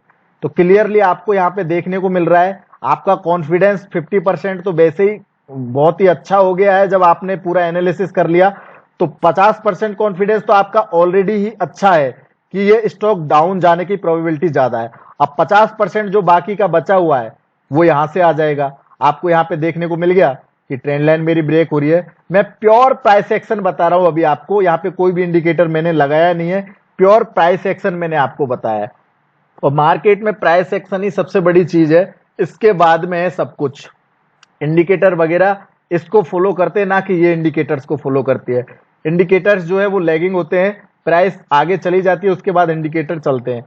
तो इस तरह से इंडिकेटर्स को थोड़ा एडवांस तरीके से यूज करोगे तो वो भी आपको प्राइस के साथ साथ ही मूवमेंट देने की ज्यादातर कोशिश करेंगे, लेकिन उनको एडवांस लेवल पे यूज करना पड़ता है। एडवांस लेवल के लिए उनकी एडवांस स्ट्रेटेजी, एडवांस टेक्निकल चीजें सीखनी पड़ती है, और एडवांस टेक्निकल चीजें आपको मार्केट में हर कोई नहीं बता पाएगा। एक दूसरे को कॉपी करते रहते हैं लोग, मैंने कुछ स्ट्रेटेजी आज डाला है, मैंने देखना मैंने ये वीडियो डाला है तो इसको 2-4 लोग और अभी कॉपी करके यूट्यूब पे डाल देंगे। तो लोग बाग इस तरह से कॉपी करके डालते हैं। एडवांस चीजें लोग अपने अनुभव से बनाते हैं, अपने अनुभव से कमाते हैं। तो मैंने जो अनुभव किया है, मैंने जो एक्सपीरियंस किया है, मैंने मार्केट को जितना टाइम दिया है, मैंने रात दिन इस मार्केट में अपना टाइम इन्वेस्ट किया है, तो मुझे एडवांस लेवल की चीजें यहाँ पे मिली है। तो उन चीजों को मैं यहाँ पे जो है इन्वॉल्व करता हूं, तो मुझे कहीं ना कहीं ये चीजें बहुत ही स्ट्रांग और बहुत ही अच्छा एक साइन देती है, और वहां पे मैं बहुत ज्यादा कॉन्फिडेंट होता हूं। इसीलिए आज मैं 50-50, 100-100 लॉट में, 500-500 लॉट में ट्रेड कर देता हूं, तो वो मुझे कॉन्फिडेंस होता है। वरना मेरा एक पॉइंट पे आप देख रहे हो 1-1 लाख रुपए का भी लॉस हो सकता है। तो वो चीजें हैं दोस्तों। तो यहाँ पे देखो, आपने देखा यहाँ पे क्लियरली आपको साइन मिल गया सेल साइड का।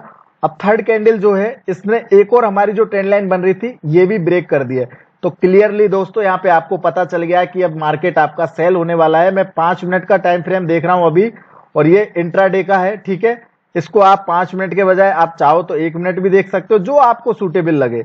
प्राइस जो है आपकी उसी तरह से चलेगी, चाहे आप देखो इसको 1 मिनट पे देखोगे, वैसे भी उसमें भी आपको क्लियरली यही चीजें देखने को मिलेगी। देखो 1 मिनट पे मैंने अभी चार्ट लगाया है, तो क्लियरली यहाँ पे आपको दिखाई दे रहा है। देखो 1 मिनट में भी आपको यहाँ पे क्लियरली दिखाई दे रहा है। देखो यहाँ पे क्लियरली दिखाई दे रहा है ब्रेकडाउन। तो वो चीजें ऐसा कुछ नहीं है, वो ऐसे वो 1 मिनट पे क्या है, कैंडल्स जल्दी जल्दी देखने को मिल जाती है, और 5 मिनट थोड़ा पूरा 5 मिनट का टाइम पीरियड लेके कैंडल दिखती है, इसलिए वो चीजें अलग अलग। और ये दो जो लोग बोलते हैं ना कि कैंडल्स को एक साथ चार्ट पे अलग अलग टाइम फ्रेम में देखना चाहिए, दोस्तों अगर आपका नॉलेज अच्छा है तो आपको 2-4 अलग अलग टाइम फ्रेम लगाने की जरूरत नहीं है। आप कोई भी टाइम फ्रेम हो उस पर एक बार में ट्रेंड को पकड़ जाओगे। लेकिन आपका नॉलेज अच्छा नहीं है तो आप उसको 5 मिनट चल रहा है, साथ में 30 मिनट भी लगा रहे हैं, 15 मिनट भी लगा रहे हैं। भाई त्रिनेत्र थोड़ी हो आप। त्रिनेत्र तो शिव शंकर भोलेनाथ है, जिनकी 3 आंखें, वो तीनों दिशाओं में देख सकते हैं। आप थोड़ी 3 जगह देख सकते हो यार। आपकी 2 आंखें जो एक जगह ही फोकस कर सकती है, 2 आंखें भी 2 जगह नहीं दे सकती। तो आप 3-3 चार्ट एक ही स्टॉक का 3 टाइम फ्रेम में खोल के बैठ जाओगे तो वहां पे थोड़ी फोकस कर पाओगे। इसके लिए आपको एडवांस में चीजों को समझना पड़ेगा, लर्निंग करना पड़ेगा, नॉलेज लेना पड़ेगा। नॉलेज होगा ना तो एक ही चार्ट पे 5 मिनट में आप सारी चीजें कवर कर लोगे। लेकिन आप जो है 15 मिनट, 30 मिनट, 1 घंटे, इन पे आप कंफर्म कर सकते हो कि उसमें कैसी कैंडल बनी है। अगर यहाँ पे जैसे देखो मैं 30 मिनट देखता हूं, तो 30 मिनट में यहाँ पे देखो क्लियरली मुझे बहुत ही बढ़िया बेयरिश साइन मिल रहा है, बहुत ही अच्छी कैंडल बनी है। और ये जो पहली कैंडल है ये भी अच्छी खासी बेयरिश सिग्नल है। तो यहाँ पे मुझे क्लियरली देखने को मिल रहा है कि यहाँ पे सेल है, तो इसलिए मैं यहाँ पे बड़ा टाइम फ्रेम देख के थोड़ा कॉन्फिडेंस हो जाता हूँ। वरना मैं हमेशा जो है छोटे टाइम फ्रेम पे भी चीजों को पकड़ लेता हूँ एज पर माई नॉलेज। और मुझे तो छोटा टाइम फ्रेम या बड़ा टाइम फ्रेम, मैं तो ज्यादा इसमें माथा पच्ची अब करता नहीं, क्योंकि अच्छा खासा नॉलेज है।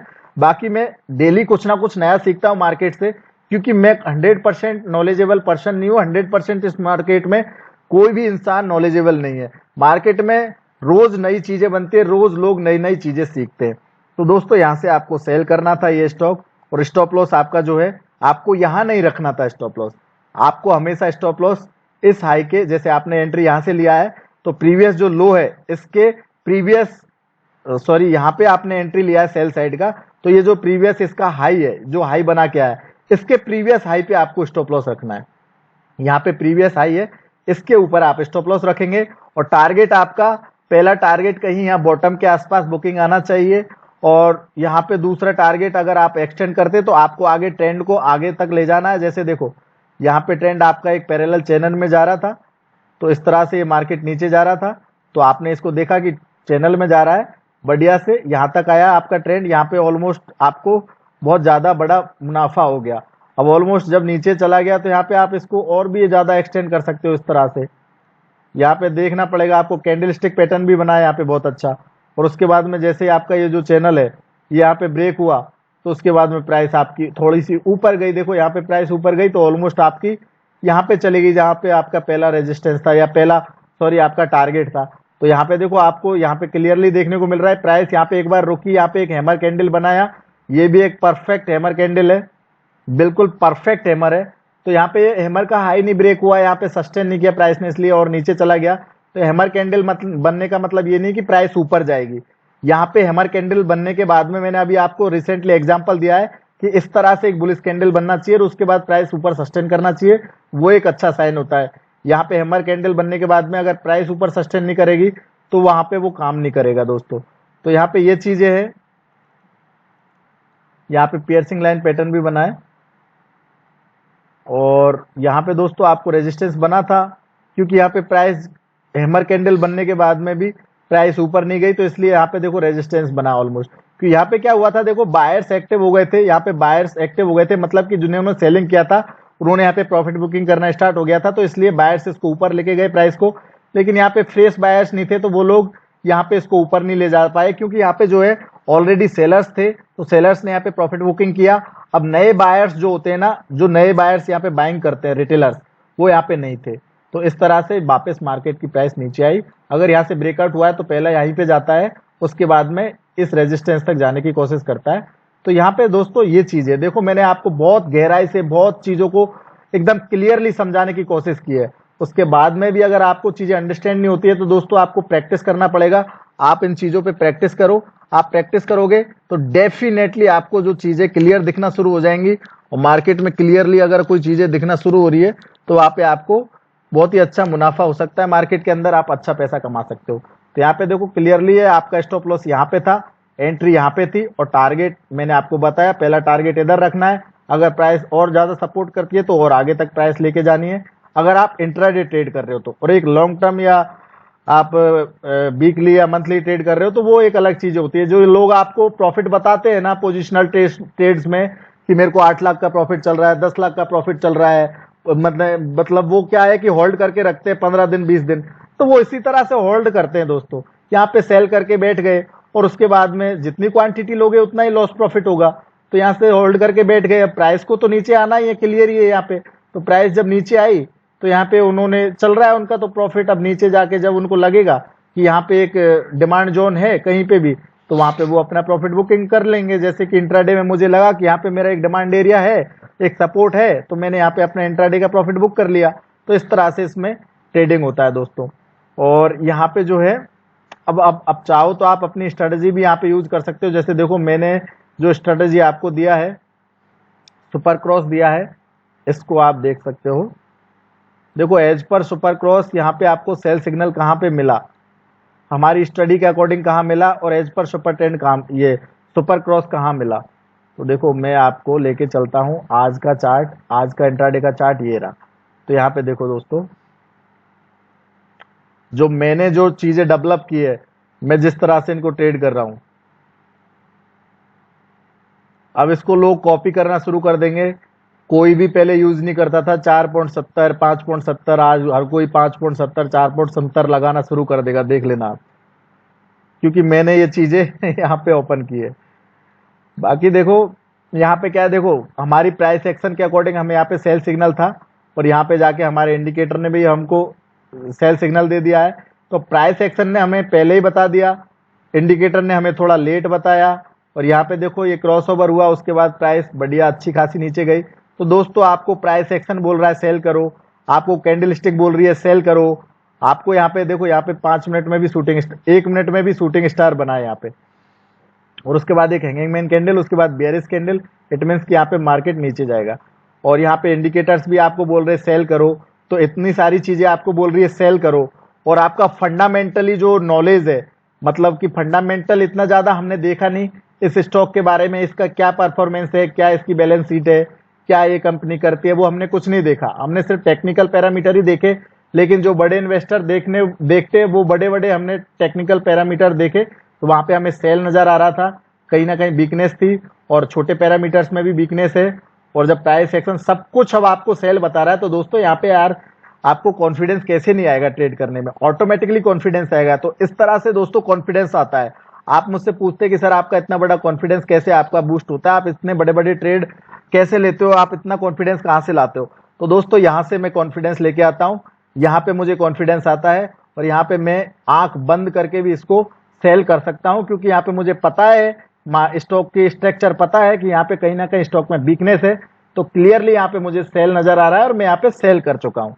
तो इस तरह से मार्केट में ट्रेडिंग की जाती है दोस्तों। इंट्राडे में इस तरह से ट्रेडिंग की जाती है। और इंट्राडे में जो है आप क्या करते हैं कि यहाँ पे ये छोटे मोटे मूव्स में घूम जाते हैं, यहाँ पे बाइंग सेलिंग कर लेते हैं। ये सब चीजें आपको नहीं करना चाहिए। यहाँ पे साइडवेज मार्केट है, धीरे धीरे मार्केट नीचे आ रहा था साइडवेज ट्रेड करते हुए। मार्केट में जब ब्रेकआउट ब्रेकडाउन होते हैं तो वो क्लियर नजर आते हैं दोस्तों। तो उनको आपको देखना आना चाहिए, उसके लिए आपको प्रैक्टिस करना पड़ेगा, तब जाके आपको चीजों को अंडरस्टैंड आपको हो पाएगी। तो ये तो हो गई दोस्तों सपोर्ट रेजिस्टेंस की बात। देखो मैं औरो फार्मा भी ये बना रखा था, औरो फार्मा में रिसेंटली यहाँ तक मार्केट भागा, उसके बाद सप्लाई आई है, क्योंकि यहाँ पे एक सपोर्ट था वो अब रेजिस्टेंस बन गया, इसलिए सप्लाई आई है। और अगर मैं इसको 30 मिनट में देखता हूँ तो 30 मिनट में देखो यहाँ पे मुझे एक सपोर्ट नजर आ रही है और यहाँ पे मुझे एक रेजिस्टेंस नजर आ रहा है। ये रेजिस्टेंस क्रॉस नहीं होता है तो प्राइस यहाँ से अगर गिरना स्टार्ट हुई तो यहाँ तक आएगी, करीब करीब 100 पॉइंट प्राइस नीचे गिरेगी अगर इसके नीचे गई।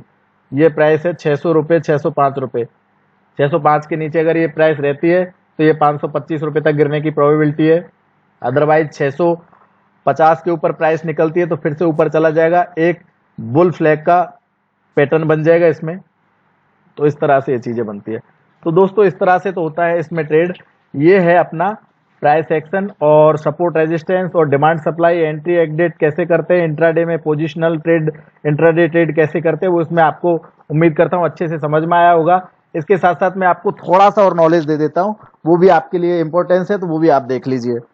तो अब हम चर्चा करेंगे मेरा जो मैंने आपको अभी रिसेंटली जब वीडियो स्टार्ट किया था तो मैंने एक एक्सेल सीट आपको बताया था, ये वाला।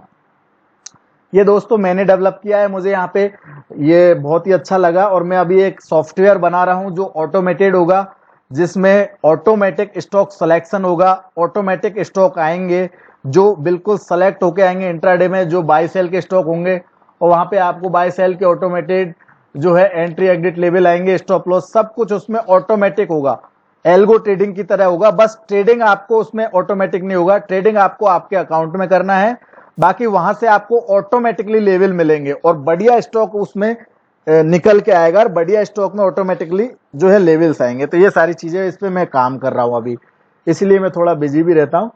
बाकी दोस्तों यहाँ पे देखो आप फंडामेंटल भी देख सकते हो। फंडामेंटल का मतलब ये नहीं है कि फंडामेंटल कंपनी के बारे में ही जानना है। फंडामेंटल और हिस्टोरिकल और सेंटीमेंट और इंट्राडे, ये कुछ फैक्टर्स है मार्केट के। सेंटीमेंट हो गया कि सेंटीमेंट में लाइक आपने मार्केट का स्ट्रक्चर देख लिया कि अभी मार्केट कैसा चल रहा है, बुल रन में है या बियरिश है।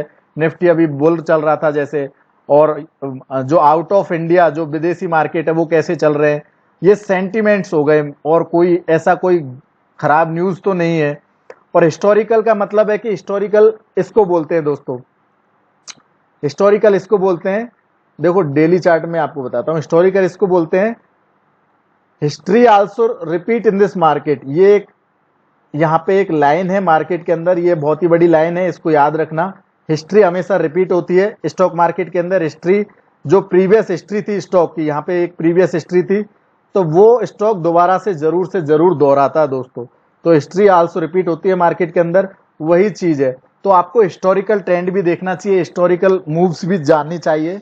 उसके साथ साथ में इंट्राडे जो ट्रेडिंग होती है, इंट्राडे में जो मूवमेंट आती है वो भी आपको जानना चाहिए। इंट्राडे में क्या हो रहा है, कैसा स्ट्रक्चर बना हुआ है, वो भी आपको जानना चाहिए। तो यहाँ पे मैं देखता हूँ, यहाँ पे मैं देखता हूँ वीकली स्टॉक कौन कौन से अच्छे चल रहे हैं, उनकी प्राइस कितनी चेंज है, कितने दिन से वो कंटिन्यू बाई चल रहे हैं। यहाँ पे देखो 4 दिन से कंटिन्यू बाई है। तो इस तरह से ये देखता हूँ मैं, वॉल्यूम कितना है, वॉल्यूम कम हुआ है या बढ़ा हुआ है, कैसा वॉल्यूम चल रहा है। इसमें सबसे ज्यादा वॉल्यूम है बालकृष्ण इंडस्ट्री, बहुत अच्छा चल रहा था। उसके बाद में HDFC, ये भी बहुत अच्छा चला रिसेंटली। देखो मैं आपको चार्ट पे बताता हूं, यहाँ पे देखो HDFC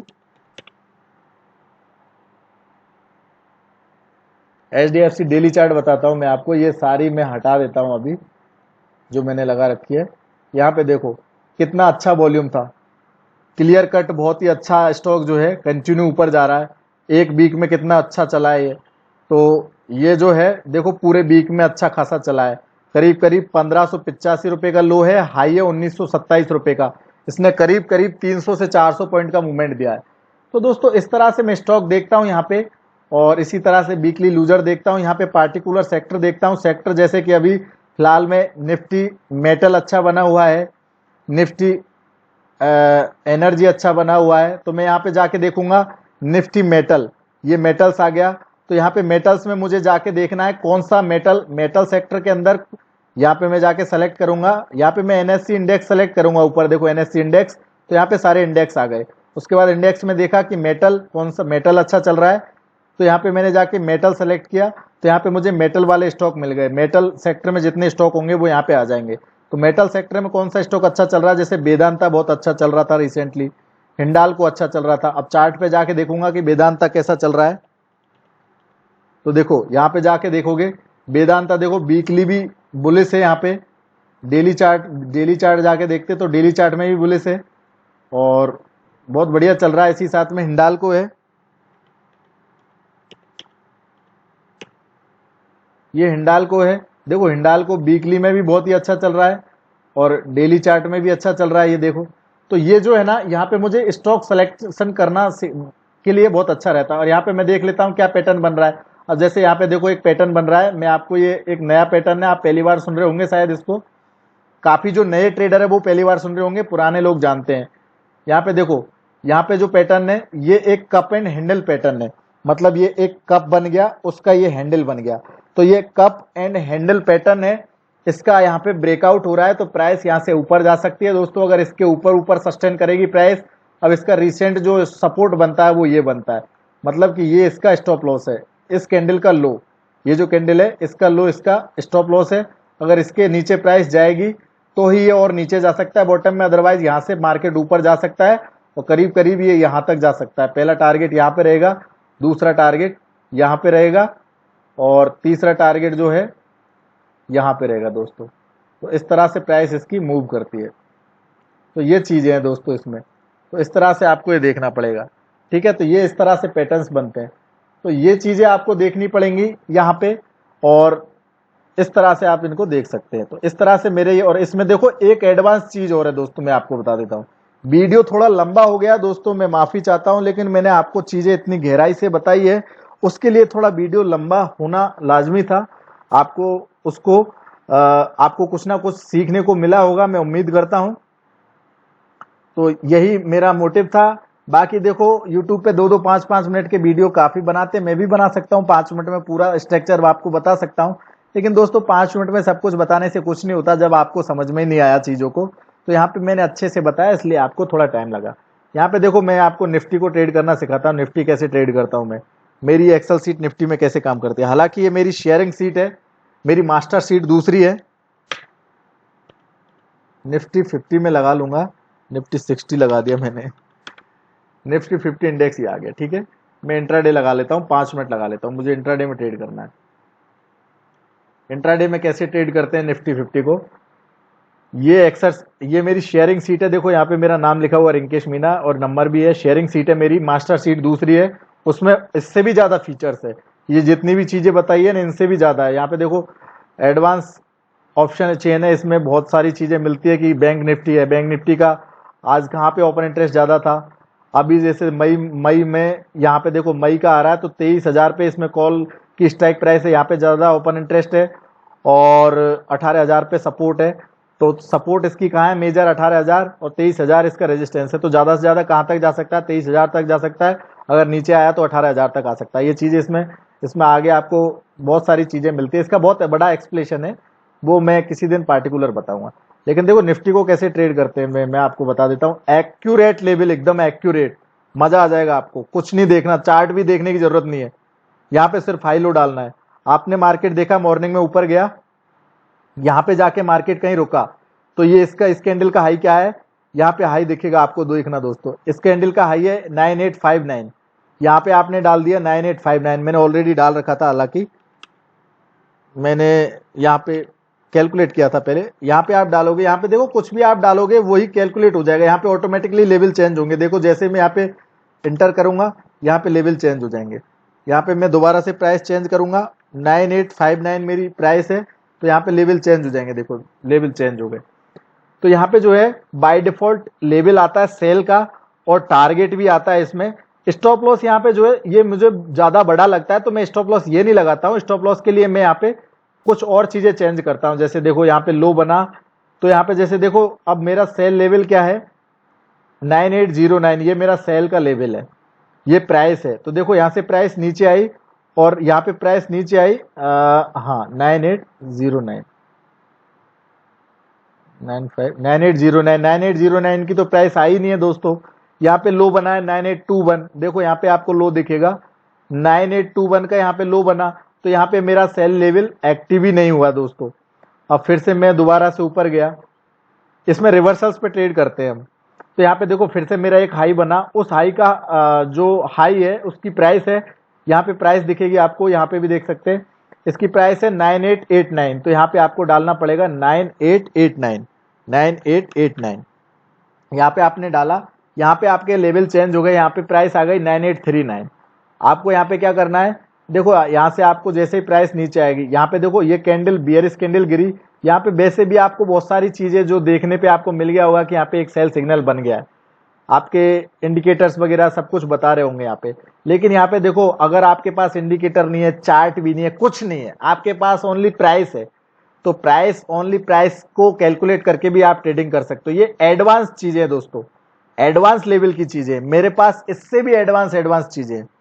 तो मैं तो इनको देखता रहता हूं, इसलिए मुझे इतना कॉन्फिडेंस है, मैं आपको भी ये चीजें सिखा सकता हूं, डोंट वरी। तो यहाँ पे देखो दोस्तों, जैसे प्राइस नीचे आई, इस कैंडल में लो बना है 9841, यहाँ पे देखने को मिलेगा। तो अभी तक हमारा लेवल एक्टिव नहीं हुआ, हमारा लेवल है 9839। देखो प्राइस यहाँ पे 2-4 पॉइंट से क्रॉस होनी चाहिए, जैसे ही 2-4 पॉइंट क्रॉस होंगे तो उसके बाद डेफिनेटली आपका ये टारगेट आएगा जो टारगेट दे रखा है। तो यहाँ पे देखो क्या हुआ है, प्राइस इसमें आपकी क्रॉस नहीं हुई, यहाँ पे सपोर्ट लिया, फिर से प्राइस थोड़ा ऊपर गई, उसके बाद इस कैंडल में आपकी प्राइस क्रॉस हो गई। जैसे ही प्राइस क्रॉस हुई उसके बाद देखो नॉन स्टॉप नीचे गिरा है, टारगेट इसमें ओवर अचीव हो गया। यहाँ पे टारगेट दिया है, इसने लो बनाया 9777, 9777, और हमारा टारगेट था यहाँ पे 9790, मतलब कि 9790 का टारगेट था, इसने एक्स्ट्रा में 13 पॉइंट अचीव करके दिए। तो इस तरह से इसमें ट्रेड होता है। उसके बाद प्राइस ऊपर गई, तो अब देखो प्राइस इस तरह से ऊपर जा रही है, तो आपको लो कैलकुलेट कर लेना है। लो है आपका 9777, तो यहाँ पे आपको डाल देना। देखो मैंने ऑलरेडी डाल रखा है, आप चाहो तो यहाँ पे इसको चेंज कर लो, कुछ भी आप चेंज करोगे, आप कुछ भी चेंज करोगे तो यहाँ पे लेवल चेंज हो जाएंगे। देखो अब बाई का लेवल चेंज होगा ऑटोमेटिकली, मैंने यहाँ पे लो डाला है, जब मैं हाई डालूंगा सेल वाले लेवल मिलेंगे, बाई लो डालूंगा तो बाई वाला मिल जाएगा। देखो यहाँ पे ये लेवल चेंज हो गया ऑटोमेटिकली, तो मैं यहाँ पे डाल दूंगा 9777, तो यहाँ पे लेवल चेंज हो जाएगा, ये लेवल चेंज हो गया, यहाँ पे आ गया 9827। 9827 के ऊपर मुझे बाई करना है, मेरा टारगेट रहेगा 9876। स्टॉप लॉस इसमें बाय डिफॉल्ट 9728 का है, लेकिन इसको मैं चेंज भी कर सकता हूं, मतलब कि लो पे भी मैं स्टॉप लॉस लगा सकता हूं। तो यहाँ पे देखो दोस्तों ऊपर गई प्राइस, अभी तक आपकी प्राइस जो है 9827, ये आपकी प्राइस है बाई करने की, इसके ऊपर 1-2 पॉइंट निकलना चाहिए। यहाँ पे हाई बना 9825.80, मतलब कि आपकी 27 वाली प्राइस यहाँ पे भी क्रॉस नहीं हुई, 2 पॉइंट से बच गई है। यहाँ पे भी आपकी प्राइस क्रॉस नहीं हुई, 23 का आई है 2, यहाँ पे भी 2-3 पॉइंट से बच गई, फिर से प्राइस नीचे आई, यहाँ पे जाके आपकी प्राइस क्रॉस हो गई, ये हो गया 35। तो यहाँ पे प्राइस क्रॉस हो गई, इट मीन्स कि यहाँ पे बाई ट्रिगर आपका लग चुका है। तो कहीं ना कहीं यहाँ पे बाई ट्रिगर लग चुका है एज पर आपकी प्राइस ये जो आपकी एक्सेल सीट है जो मैंने एडवांस कोडिंग कर रखी है इसके अकॉर्डिंग, तो यहाँ पे ये ऐसा आपको ऐसे देखने को मिलेगा कि यहाँ पे बाई ट्रिगर हो गया है। अब यहाँ पे आपने जैसे प्राइस एक्शन के अकॉर्डिंग देखोगे तो प्राइस एक्शन के अकॉर्डिंग तो आपको बाई नहीं बता रहा है, सिर्फ आपकी एक्सेल सीट के हिसाब से आपको बता रहा है। तो यहाँ पे क्या होता है, रिट्रेसमेंट आता है दोस्तों। यहाँ पे एक शूटिंग स्टार बना, शूटिंग स्टार यहाँ पे देखो इतना बड़ा ट्रेंड हो गया, इसलिए यहाँ पे मैं इसको शूटिंग स्टार कंसीडर कर रहा हूँ। तो यहाँ पे शूटिंग स्टार बना, उसके बाद देखो ऑलमोस्ट लो के आसपास आपकी प्राइस आई यहाँ पे, और उसके बाद यहाँ से फिर से नॉन स्टॉप प्राइस आपकी ऊपर गई। यहाँ पे रिट्रेसमेंट आता है, लो के आसपास रिट्रेसमेंट आया। अब आपने क्या किया कि जैसे देखो यहाँ पे आपका बाई ट्रिगर हो गया, बाई एंट्री आपने कर ली है, तो दोस्तों आपको क्या करना है, लो के या तो आपको थोड़ा नीचे लगाना पड़ेगा, जैसे मैंने आपको बताया था आपको प्रीवियस लो देखना है। प्रीवियस लो आपका ये है, उसके बाद आपका एक रिसेंट लो अगर देखा जाए तो यहाँ पे एक कैंडल का बन रहा है। तो इस तरह से देखो ये आपको बनाना पड़ेगा। इस कैंडल का जो लो है वो है 9867 और इस कैंडल का लो है 986680, मतलब ऑलमोस्ट इसी कैंडल के आसपास आपका लो है। तो यहाँ पे आपको थोड़ा सा बाय डिफॉल्ट आपका स्टॉप लॉस यहाँ पे है, तो थोड़ा इसको ऊपर ला सकते हैं क्योंकि ये ज्यादा लंबा हो जाएगा, इसलिए मैं आपको बता रहा हूँ। बाकी यहाँ पे आपको देखो जैसे ही प्राइस ऊपर गई तो इसने हाई बनाया 9882, तो मतलब आपका जो ये टारगेट था, ये टारगेट आपका 9876 का ये अचीव हो गया। तो दोस्तों इस तरह से ये वर्क करती है, तो ये बहुत ही अच्छी चीज है। तो दोस्तों इस तरह से मैंने आपको सारा पैरामीटर बताया, और मैं आपको एक चीज और बता देता हूँ, मेरा ट्रेडिंग करने का एक फंडा तरीका बता देता हूँ कि मैं किस तरह से ट्रेड कर रहा हूँ। देखो यहाँ पे आपको देखने को मिलेगा, FNO लगा लेता हूँ मैं, पूरे महीने का लगा लेता हूँ, 1 अप्रैल से लेके अब तक का। देखो दोस्तों मैंने पूरे अप्रैल महीने में ट्रेडिंग किया, ये ग्रीन वाले प्रॉफिट है और रेड वाले लॉस है। मुझे सिर्फ एक दिन लॉस हुआ, बाकी मुझे सारे दिन प्रॉफिट हुए, और मुझे बड़े बड़े प्रॉफिट हुए, 18,000, 19,000, 28,000, 18,000, इस तरह के प्रॉफिट हुए। मुझे अच्छा खासा प्रॉफिट हुआ इसमें, और एक दिन सिर्फ लॉस हुआ। तो मैंने पूरे 20 दिन में यहाँ पे मैंने 1 2 3 4 5 6 7 8 9 10 11 12 13 14 15 16 और 17 18 दिन ट्रेडिंग किया। 18 दिन में मुझे एक दिन लॉस हुआ, 17 दिन प्रॉफिट हुआ। तो मेरा आपको कॉन्फिडेंस ऑटोमेटिकली पता चल गया होगा कि मेरा नॉलेज कैसा है।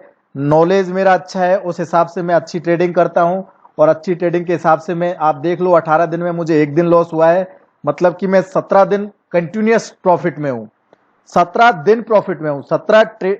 17 दिन में मैंने कम से कम एक दिन में 10 ट्रेड किया होगा, अगर एक दिन में 5 ट्रेड भी किया होगा तो 17 पंजो 85, 85 ट्रेड्स होते हैं।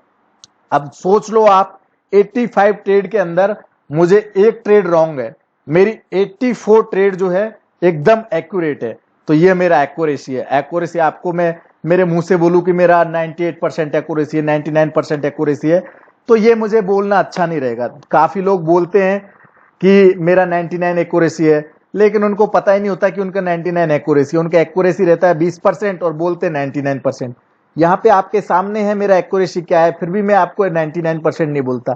मैं कभी भी सामने वाले को बड़ा चढ़ा के कुछ भी नहीं बताता हूँ, क्योंकि सामने वाला अपने को अगर समझता है और अपनी क्वालिटी उसको अगर दिखेगी तो वो ऑटोमेटिकली अपने को जज करता है और वो जानता है। दूसरी बात दोस्तों, कभी भी किसी के बहकावे में आके या कभी भी किसी के कहने पे आप ब्लाइंडली कुछ भी मत करना, चीजों को अंडरस्टैंड करना।